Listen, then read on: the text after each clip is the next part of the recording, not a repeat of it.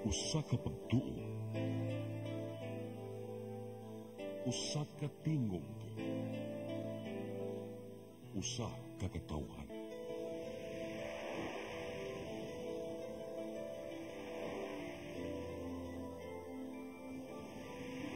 Cebu Catholic Television Network.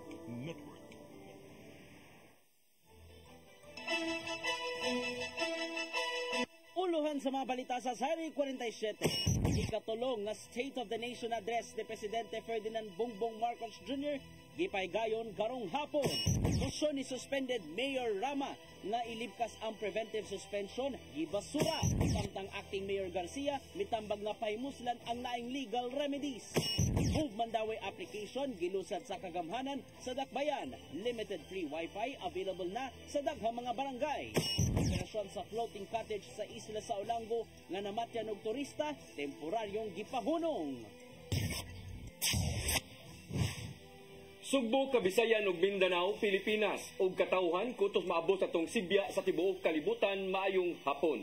Live kita karon sa CCTN Channel 47 ug kini ang tulumanon sa nag-unang kasayuran nga angay natong masayran. Ako si Dennis Tabar. Tulumanon sa patas ng mga balita ug opinyon. Ako si Danica Cabanes. Kini ang Sari 47.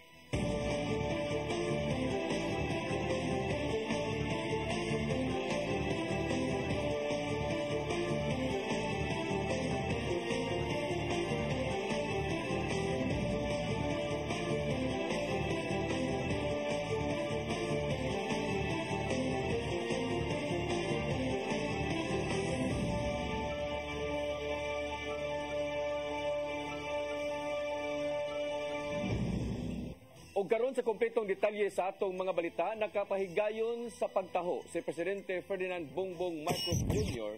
sa ikatulong nga State of the Nation Address karong hapon sa Kongreso. Pipila sa mga isyu nga gisgutan mao ang kaayuhan alang sa mga sektor sa mag-uuma, sama na lang sa pagtrabaho sa Farm to Market Road o pagpabarato sa bugas. Hatagan usab og pagtagad sa Administrasyong Marcos ang nagang sa climate change, ilabi na sa matagamtaman nga epekto sa El Nino o pagpangandam sa La Nina. Gisubay usab sa kagamhanan ang mga infrastruktura aron pagkunhod sa presyo sa kuryente, ingon man ang pagkakusog pa sa digital technology. Gipasigarbo usab ni Marcos Jr. ang mga dagko nga mga infrastructure projects sa managlaing bahin sa nasod aron mas mapadali pa ang pagbiyahe. Gihimugatan ni Marcos Jr. ang pagpanag-iya sa West Philippine Sea ug ang iyang pagban sa tanan nga mga Philippine offshore gaming operations kon pugo dinhi sa nasod. Milanat ngadto sa usa ka oras ug 21 minutos ang nahimo nga report ni Marcos Jr. sa nasod nga gitambungan sa dili mo minus 2,000 ka mga bisita.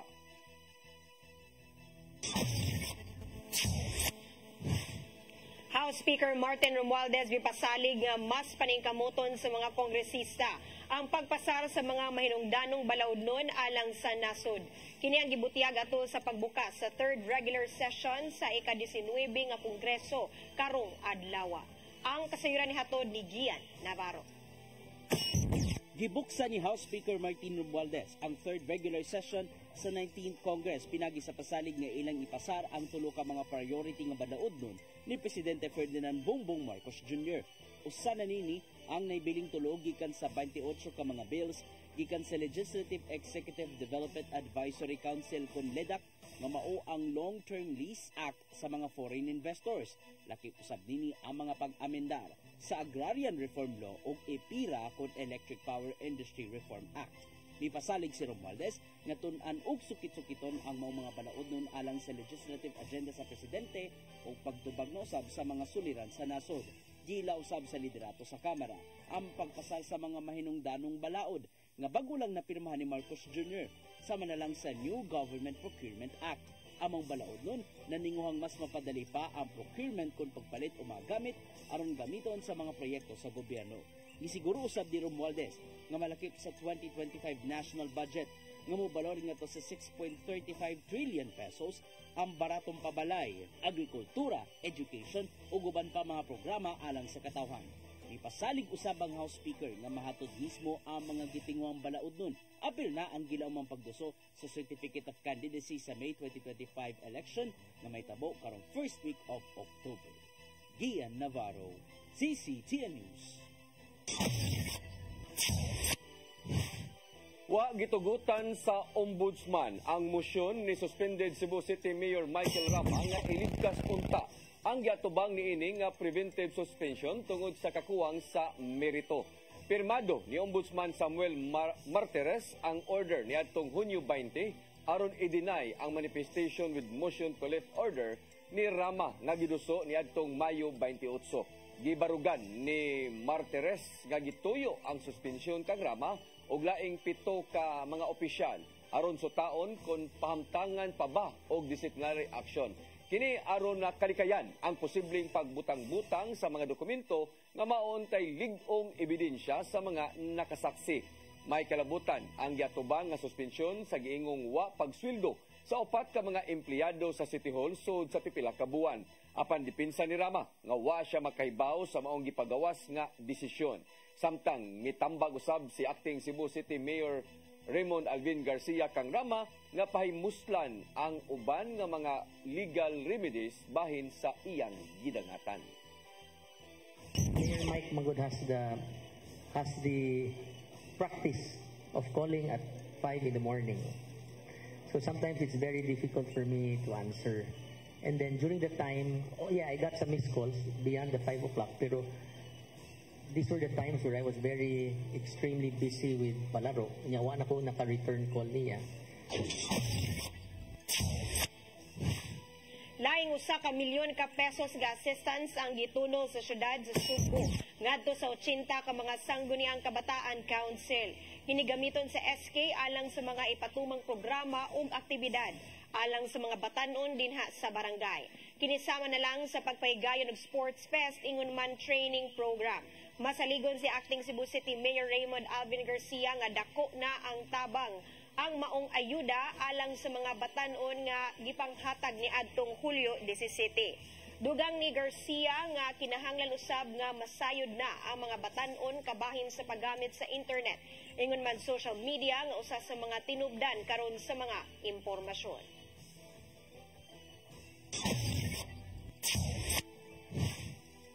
Arsobispo Jose Palma mitataw nga tiunay ang kampanya batok sa pagpatuman sa diborsyo sa Pilipinas.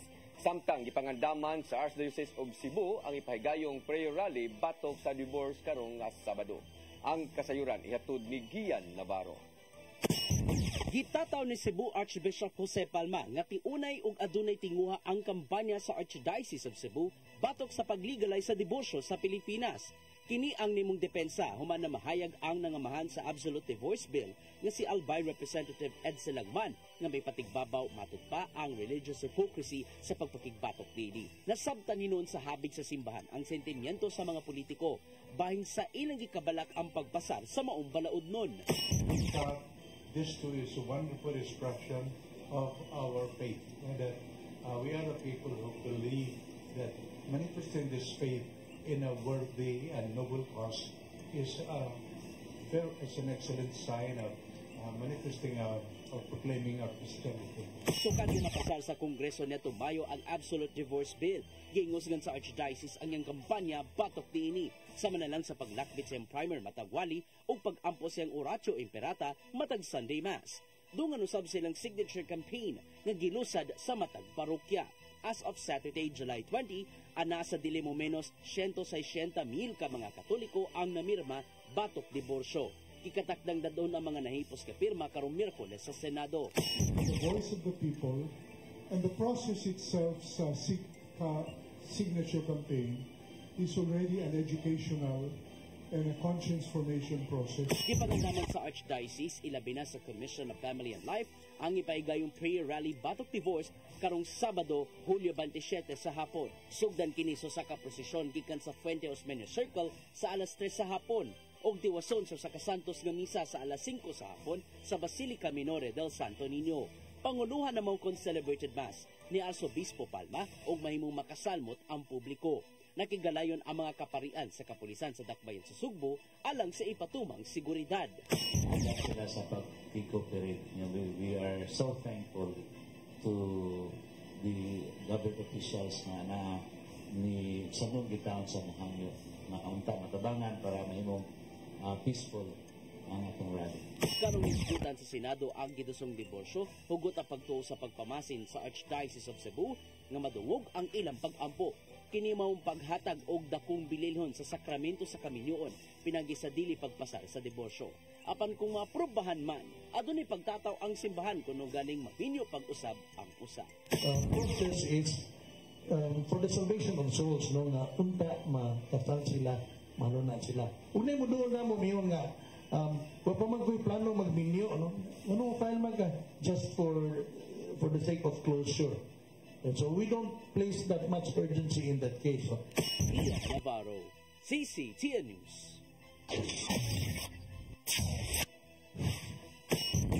Mosunod, Move Mandawi application gilusad sa kagamhanan sa Dakbayan sa Mandawi. Kanaguban pa mga balita sa magbalik sa Sairi 47.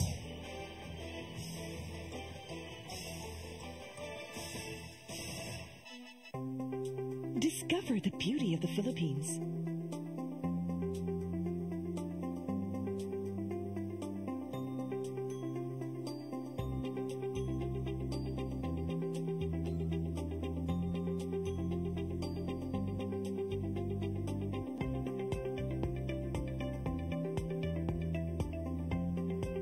With Philippine Airlines, the country's flag carrier.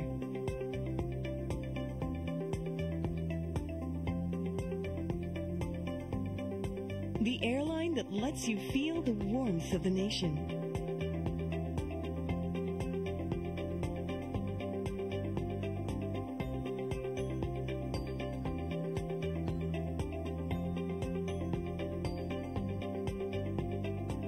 Mabuhay!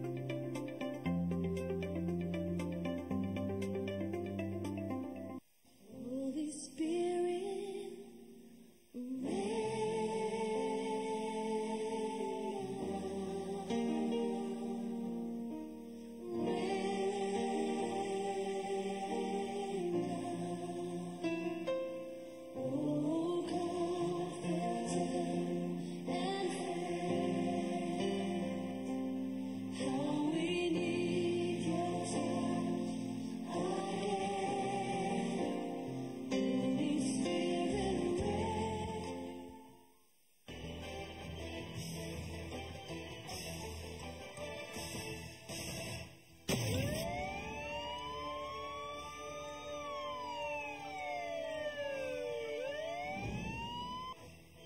Balik sa ato mga balita, kasamtangang gipahunong ni Lapu-Lapu City Mayor Junard Ahong Chan ang operasyon sa ka-floating cottage diha sa Barangay San Vicente, Olango Island pinagi sa pag-issue og cease and desist order nga nadisgrasyahan sa usa ka turista nga niresulta sa kamatayon.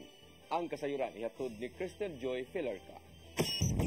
Temporaryo nang gipahunong ang operasyon sa usa ka floating cottage sa San Vicente, Olango Island, Lapu-Lapu City kung asa na disgrasya ang usa ka 43 anyos nga turista gikan sa Cagayan de Oro nga niresulta sa iyang kamatayon. Kinhuman nga giservan ni Lapu-Lapu City Mayor Junard Ahong Chan og cease and desist order kagahapon adlaw ang maong floating cottage. Base sa inisyal nga investigasyon ni Police Chief Master Sergeant Erwin Suson og sa mga naka-duty nga mobile responders sa pagsuway sa maong biktima sa jumping balloon, imbis nga sa dagat kini mutugpa human sa iyang pag-bounce, ni balik kini og tugpa sa jumping balloon og naguna ang ulo niini og dayon nahug sa dagat. Dali kining gisawom sa usa ka staff og matud niya nga nakastorya pa ang biktima nga sakit ang iyang liog. Nadala pa kini sa Santa Rosa Community Hospital apan gi-refer kini sa Chongwa Hospital ug gibalhin na usab sa Vicente Soto Memorial Medical Center. Apan alas 6:30 sa gabi niadtong Biyernes, Hulyo 19, gideklara sa attending physician niini nga nakabsa na og kinabuhi ang biktima. Dungan sa pag-serve sa cease and desist order, gisusi na usab sa mayor ang maong floating cottage ug gisuta ang pagkahitabo sa maong insidente. Nasayran usab nga sa wala pa ni suway ang biktima, niuna na og suway ang duha ka mga anak niini nga mao'y nakapaagni kaniya nga mosuway sa maong jumping balloon. Sigun usab sa caretaker nga kompleto ang ilang business permit og lehitimo ang ilang operasyon. Dugang niya nga andam silang moabaga sa mga gastuhan sa hospital og sa pagpahimutang sa minatay. Kung mopasaka og kaso ang pamilya sa biktima, posibleng magatubang og kasong reckless imprudence resulting in homicide ang tag-iya, caretaker ug duha ka staff sa maong cottage rental. Crystal Joy Filerca, CCTN News. Moabot sa 40 ka mga drug personalities ang nadakpan sa Police Regional Office 7 sa 33 ka mga anti-illegal drug operations ug miresulta sa pagkasakmit sa dul-an na 3 kilos nga sa gituang shabu nga nagkantidad og 17.8 million pesos. Ang labing dakong nasakmit sa kapulisan maong buy-bust operation sa mga personnel sa Police Drug Enforcement Unit inabagan sa Provincial Intelligence Unit ug Cortez Municipal Police Station sa probinsya sa Bohol.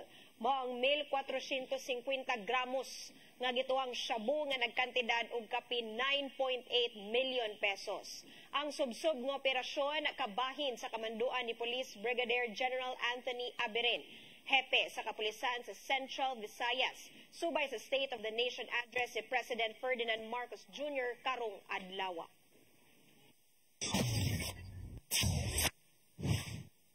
Moabot sa 2.1 milyones ka pesos nga kantidad sa gituoang shabu ang nasakmit sa buy-bust operation sa Sitio Leong, Barangay Alang-Alang, Mandawi City, alas 11 kagabi.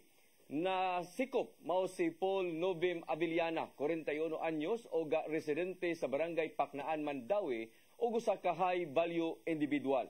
Ang operasyon ni pahigayon sa City Drug Enforcement Unit, Police Regional Office 7, ingon man sa Philippine Drug Enforcement Agency of Mandawi. Kaso nga kalapasan sa Section 5 o 11 sa Republic Act 9165 o Comprehensive Dangerous Drugs Act of 2002 ang atubangon sa dinakpan.